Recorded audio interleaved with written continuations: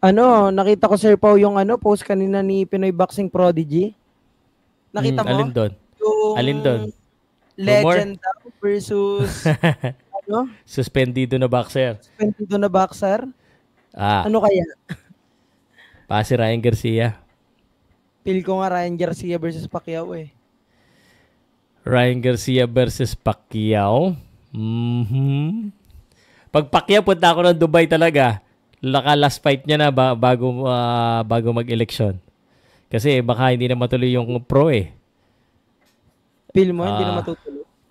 Ako rin kailangan doon sa lumaban na. performance niya.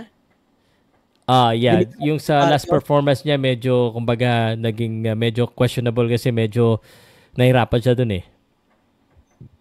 Talagang nating to prove na rin naman Sir Pao. Talagang hirap din siya doon sa Mahaba rin yung Rukia Anpo.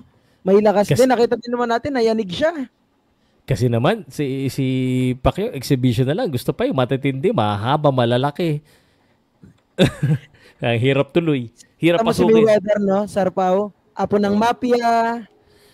Mga ganon. Ay, grabe to. Hindi ko napanood yun ng live. Nakita ko lang yung pinagalitan niya pa yung referee, pinaltan niya. Pinapalitan Pero niya eh. ang ganda ng pinakita niya kahit papano. Mukhang okay. Kasi syempre, hindi niya ka-level kalaban niya. Pero feel mo, Sir Pao, kaya pa professional?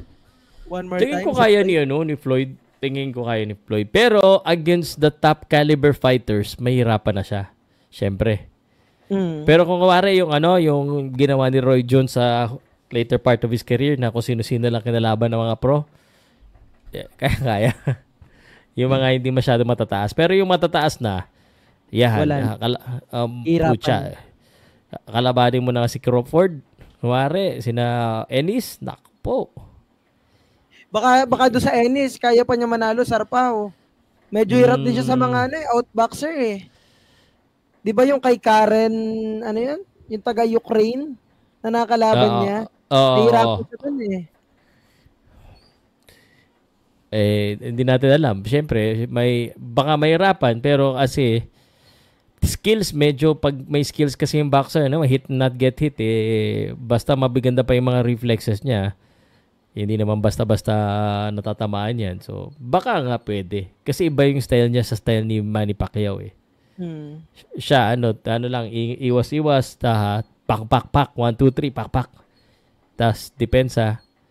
So, iba yung Floyd. Kaya, sobrang nag-enjoy. Marami pa siguro exhibition mangyayari dito. Habang bata pa siya. Hanggat Miss, kaya pa. Di ba si Chavez nga parang gusto din niya makapag-exhibition kay Floyd. oo, tamo. Alam mo, kaya nangyayari yung mga ganyan kasi kulang ang mga magagandang laban sa boxing. Kaya yung mga exhibition hanggang ngayon usop-uso pa rin.